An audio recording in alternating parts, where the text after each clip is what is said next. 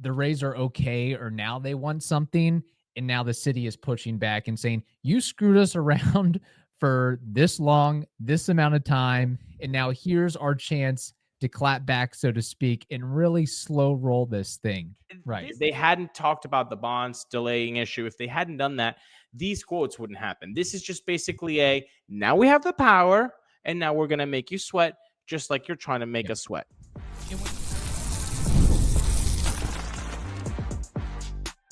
You are Locked On Rays, your daily Tampa Bay Rays podcast. Part of the Locked On Podcast Network, your team every day. Welcome into Locked On Rays, your daily podcast covering everything Tampa Bay Rays, from game analysis to player interviews. We've got you covered with all the latest news and insights. My name is Kevin Weiss. I'm Ulises Sambrano, bringing you expert analysis and passionate discussions about our beloved Rays. Whether you're a diehard fan who vividly remembers Longo's Game 162 just like us, or you remember the early Devil Ray days of Wade Boggs or Carl Crawford, we are here to break down every play, every trade, and every milestone. In fact, this will be our 7th season covering the Rays daily.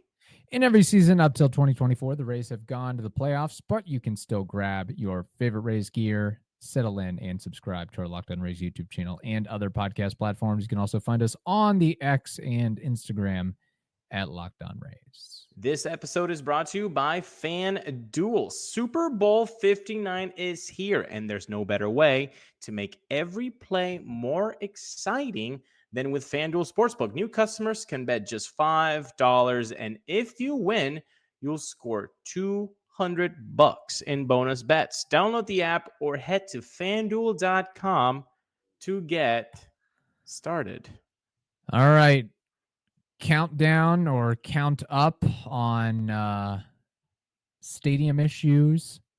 Oh, yeah. Related edition. How many days has it been since we heard that the bonds were approved? Let's check it out.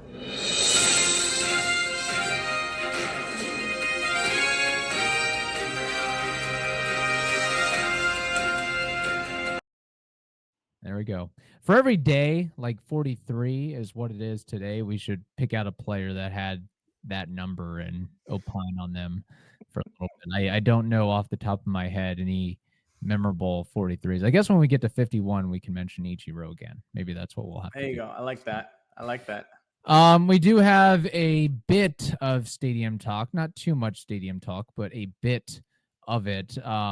This had happened over the last couple weeks, which we really didn't even get to do an episode on it. The Rays, first off, they changed course and said that they were okay with having the Trop rebuilt after previously saying, it'd actually work better in our favor if you didn't repair the Trop, and that way we would have more certainty of what our next move is. I really don't know why they made that decision in the first place, but it is what it is.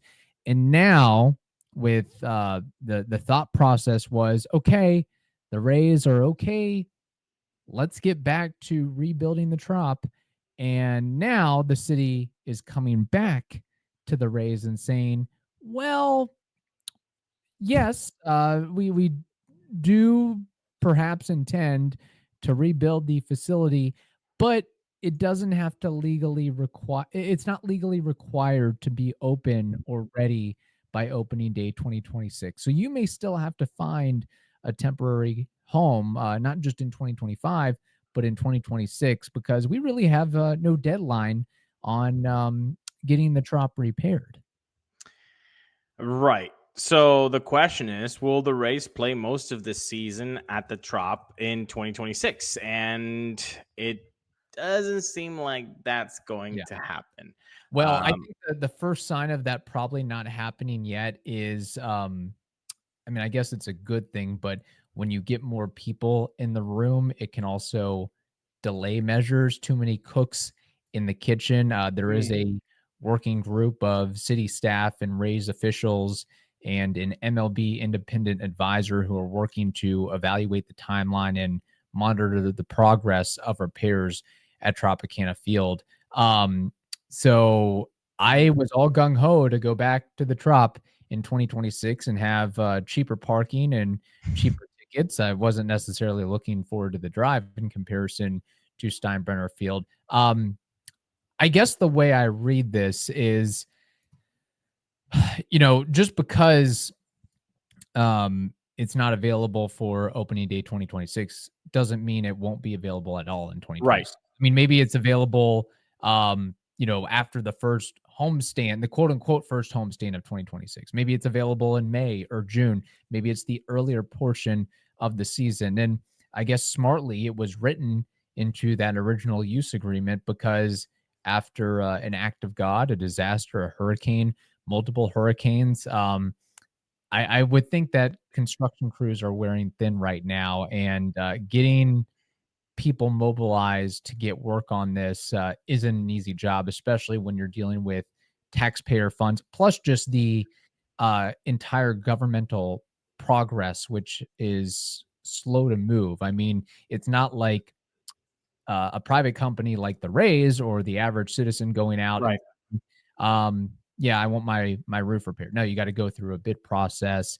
There are certain protocols and measures, a lot of red tape that has to go through, which is, what would be delaying a matter like this versus if the Trop was owned by the Rays outright. So, When I heard this though, did you have the same question as me, which was like, as the landlord, aren't they just supposed to have it ready? And then when we talked about it, it seems that due to this act of God, they don't necessarily have to have the Trop ready. They just have to facilitate yeah, the Rays a place to play. So they can say, hey, we have a stadium for you. It's not the Trop, but you can play here. That's basically what the lease agreement says. It doesn't have to say that the Trop has to be ready. It's just that they have to help the Rays in finding a place to play, correct? correct. And then it also says that the city is required to, quote, diligently pursue, whatever that means, repairs at the Trop, but the agreement does not establish a deadline for completing those repairs. So Rob Gerdes, essentially the city manager of St. Petersburg, or administrator, we'll get to it after lunch. It's a Friday afternoon. Yeah, We'll get to it basically on Monday. it has that vibe. Like, Kevin, again, let's I think, to me, sorry to interrupt, I Yeah. think it's almost a case of like the Rays are okay, or now they want something, and now the city is pushing back and saying, you screwed us around for this long, this amount of time, and put so much stuff on the table that didn't need to be put on the table. And now here's our chance to clap back, so to speak, and really slow roll this thing. This seems like I'm not touching you. Well, I'm not touching you. Like, well, I'm not. It seems very tit for tat. Oh, you did this, I'm gonna do this. Oh, do you like this? Oh, well, how about this? It has that vibe, and of course it has that vibe. I think if the Rays hadn't done this whole cha-cha dance, Yeah, the song and dance and then this crying wouldn't be for happening. Gerdes wouldn't be making saying this. demands. Yeah. They'd be saying, yes, we're on it. We're on it. We're on the repairs. It's gonna happen. We want our Rays to be here in 2026. If the whole Stu Stadium, Brian Old, Matt Silverman drama hadn't happened, Right. if they hadn't talked about the bonds delaying issue, if they hadn't done that, these quotes wouldn't happen. This is just basically now we have the power, and now we're gonna make you sweat, just like you're trying to make us sweat. And what's interesting is we didn't even really get into this on the last episode, but Mayor Ken Welch had made a comment saying, hey, there's another issue that the Rays have brought up that we need to work through and talk through and figure out. Maybe this is that issue of we want the Trop repaired sooner than later. Let's get the ball rolling on this. How about you sign? sign? How about you show us the March 31st checklist that has been done, and then we can talk about the Trop in 2026. That just, again, it might not be what's happening. Yes. Most likely it's not what's happening, but it damn sure sounds like that's exactly what's happening. Yeah. And I mean, it being city government, they can pretty much slow play it as long as they want per the use agreement, because diligently pursue by government standards is a lot different than, again, a I private sent an company email. or somebody else. Yeah, I sent a Zoom meeting invite. They haven't really responded, so we're gonna have to yeah, schedule that out next week. exactly. Yeah. There's a keystroke error in your email, so we're gonna have to push this back to the next agenda. And actually, a key stakeholder is out of office that week, so we're gonna just have to push it Yeah, another no, week. that's exactly what happens. I mean, that is legitimately, hey, we gotta wait back. We gotta wait till John or Karen is back from vacation before we can head this issue up again. That's how it goes Yeah, sometimes. And exactly. in a way, I mean, it does not bode well for the relationships going forward if this new stadium gets built. Like, I don't think there's going to be a lot of kumbaya singing over the next 30 plus years. There's, I imagine, going to be penny ante things that are, you know, that are going back and forth, because this does not seem to be a well-struck relationship. It's going to be a headache for all involved going forward. I think it's maybe a matter of trying to get one over here, there, and everywhere else whenever you can. If So it all goes smooth and the stadium deal gets signed by March 31st and they prove all that they have to prove, then there's a lot of relationship repair that yes, must be done between the city, the county, the fans, and the team. Hopefully, they understand that, and it can be done, because I don't think you can just like flip a coin and say, "Oh, everything's great." I mean, I right. don't think you can do that. Really, the I think the only way to salvage that, which again, 30 years from now, that I think would happen, is new ownership, new Yeah, leadership at the top for the Rays. I mean, even, Brian Auld has a stain on his shirt. Same thing for Matt Silverman and going through this. And they're just, more or less the messengers of what Stu Sternberg is wanting to be put out there. But and by the way, we understand that yeah, that's they might feel that way because obviously that they're up there, but they have to speak what the ownership wants. right. So Brian Auld might not feel 100%, but this is his job. Just like we all have jobs, and we have to do the things that we particularly might not like, and we might feel differently about. Just that's what happens. But I don't think we feel very differently, you and I, Kevin, about FanDuel. No, we don't. We're on the same page with that, and everybody else should be as well about FanDuel. Why? Because Super Bowl 59 is here. One game, two teams, endless possibilities, and there's no better way to make every play more exciting than with the FanDuel Sportsbook. Whether it's predicting the first touchdown, calling the MVP, or even betting on the coin toss, FanDuel makes it easy to get in on the action. With live betting all game long, you can adjust your bets as the game unfolds and feel the thrill from kickoff to the final whistle. Go ahead, download the app or head to fanduel.com to get started. Bet just $5, and if you win, you'll score $200 in bonus bets. That's fanduel.com. Bet with FanDuel, official partner of Super Bowl 59.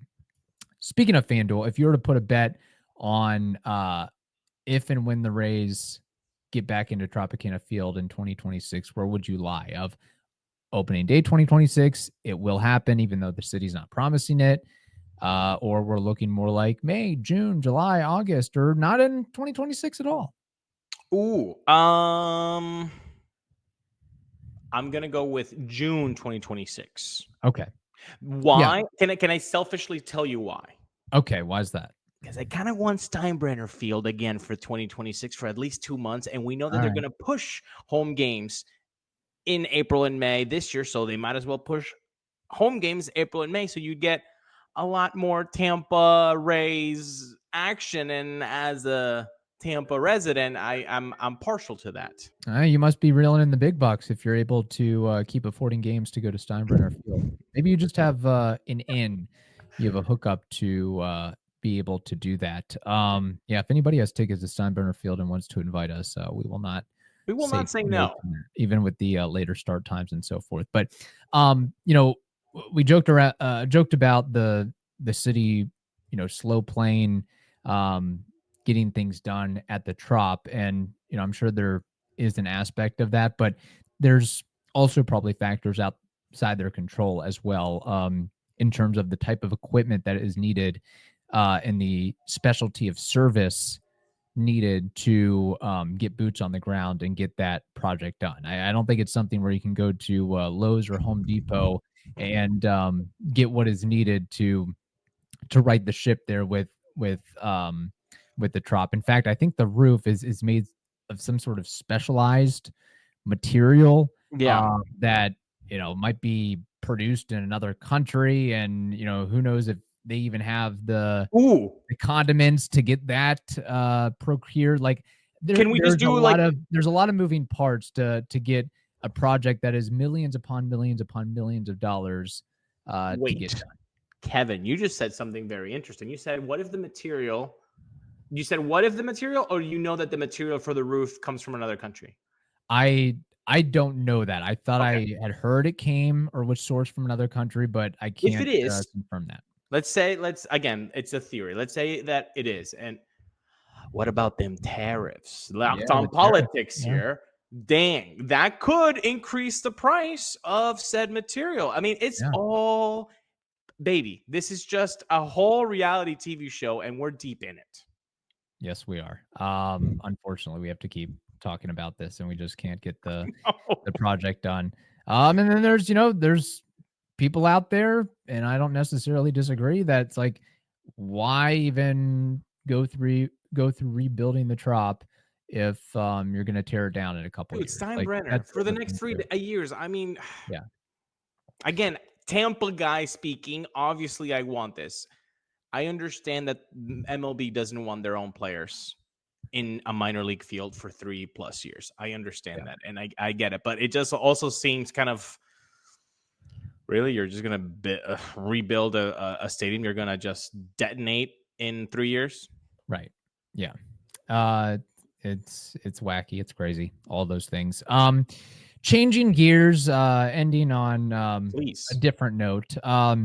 Do want to give some love to Junior Caminero, Mhm. the young 21-year-old, earned Dominican League Championship MVP honors on not just what he did across 22 games in the Dominican, but a massive, massive home run shot in the ninth inning that measured 454 feet to straightaway center field with an exit velocity of 114.3.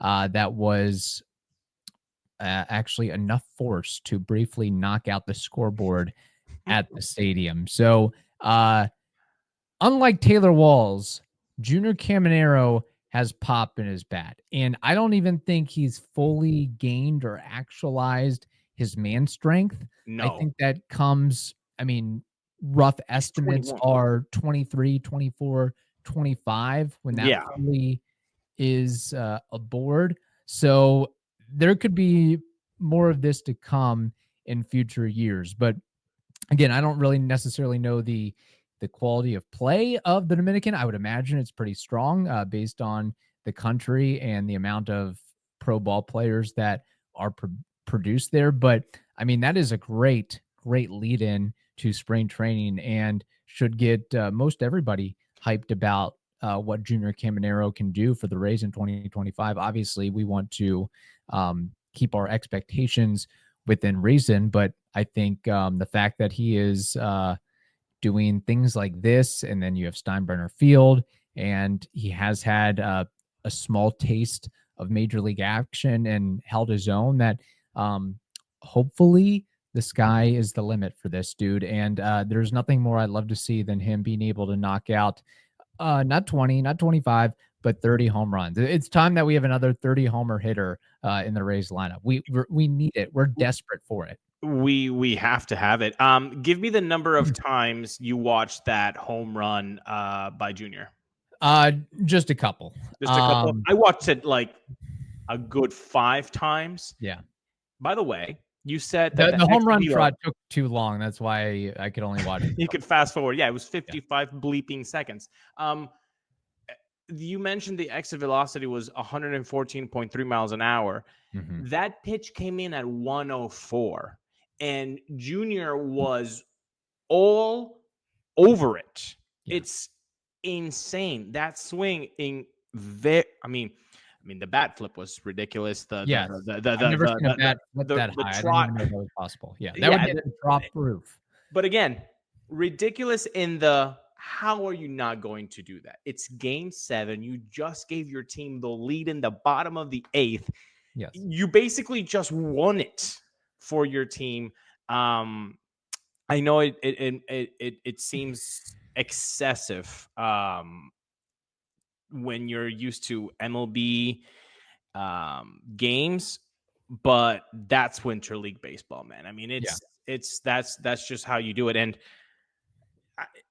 it was pretty bizarre the fact that the pitcher kind of just like stared at Junior in kind of disbelief of like, damn, you're really just squeezing the hell out of this home run trot, aren't you? Yeah. He didn't look at Junior with like disgust or anything. He was just kind of like, wow, okay, you're barely at second base right now. Okay. And I think some of it was probably instigated by his teammates as well, going crazy. It took him some time to get around the bases. Come on. Initially to start, but so I guess I'm taking your opinion as you don't have that big of a deal with it. In comparison to if it happened in a major league game, something. I think if Junior does that, by the way, he wouldn't. But if, let's say, he were to do that, I think you would hear a lot of people being against it. I feel like a lot of players, ex-players mostly, would be against it. As a fan of Junior, I hope he just stays healthy. And when you do stuff like that, everybody listen very carefully at these words. When you do stuff like that, you might be antagonizing someone that has a Spalding in their hand that they can throw very hard at you. I'm not saying that it's right to do so. I'm saying that's a very viable option that they have to retaliate. It's been done hundreds of years. Is it right? I'm not saying it's right. I'm saying it's an option. So if I want Junior to be healthy and to not be injured,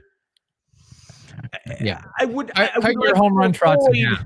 I would like to avoid those things. I can't do anything about the pitchers, Kev. I would love to tell every pitcher, you cannot throw at a hitter, but I can't say that. So when you antagonize the other team, you or your other teammates are now in danger of having a pitcher that might not be in control of his emotions, and then you get hurt. Right. That's the only thing I see about this.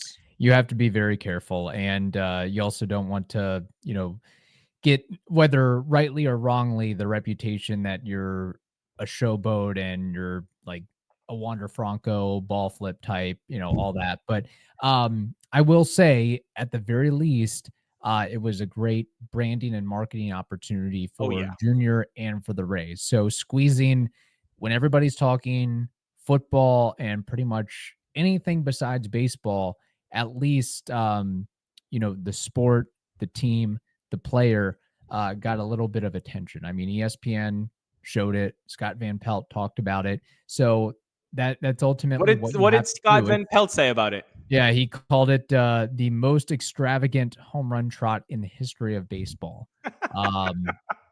Accurate or inaccurate? I mean, I would assume that it's up there. I've never seen anything like that, but it was pretty insane. Yeah, I'm sure the travel ball moms are going to be upset about it, but this is pro ball. Guys are getting paid a lot of money. You should have fun to an extent, and you should be able to capitalize on that and have some individuality. And I think that's what we're starting to see a little bit with Junior. I wouldn't be surprised that once we get into the heart of the season that you're going to see some Caminero jerseys rolling around. And it's refreshing. Yeah. Can I tell you my boomer take on this? I'm okay with Junior doing it, but it's also because of the talent that Junior is. Again, people might not like this, but I'm going to say it. If Jose Siri does that, yeah, I I don't feel No, it the same doesn't. way. It Yeah. doesn't come across the same way. When Wander Franco used to do the flip and then throw to first, it's cool because he can back it up with this play. That's why you cheer it on, because like, oh, it's cool and he's a stud. Yeah. When you're not a stud and you do stuff like that, like Siri usually does, it doesn't hit the same. Yeah. I mean, to some people it does, but I think for most fans, it doesn't hit different. Like there's a scalability of talent, and then you can do whatever you want, sort of thing, celebrating wise. Then if you don't have the production and then you do the same exorbitant kind of celebration, it just doesn't hit the same. Right. Yeah. It was frustrating when Jose Siri would do something like that, because it'd be like, okay, well, he's still going to strike out 40% of the time. He's still going to get benched, and he's still going to drop a ball in center field every now and again. So you hope that Junior is able to back this up Yes. with his play on the field. And it's getting to a point, hopefully, again, he turns into the player that we think he has the potential to be, that everybody thinks he has the potential to be. Yeah, just look at those crazy numbers from the Dominican League. 417 batting average, 35 hits, 4 homers, and 28 RBI in 22 games. But nuts. Now we're talking less frequently about Wander, and maybe moving on to a new franchise cornerstone, and that being Junior. And I think that's important, that we can, quote unquote, wash ourselves clean of the Wander situation and move on to the next wave of players, from Junior to Carson to fill in the blank from there. So to Xavier Isaac, to Brandon Taylor, Trey Morgan. Yes, all of them. 100%. Yeah, and that's something that we didn't get to on today's show, but maybe on a show later this week, is some of the prospect list and rankings that have come out. There are a bevy of Rays players or Rays prospects that don those respective lists. It's been a few years since we've seen a top 100 prospect list with this many Rays names, and it was nice because when we used to have that, the team was doing very well. Yes, that is true. But when you trade all your veterans and get prospects in return, I would expect that. So, all right. Hope you all have a wonderful day. Stay safe, and we will talk to you later.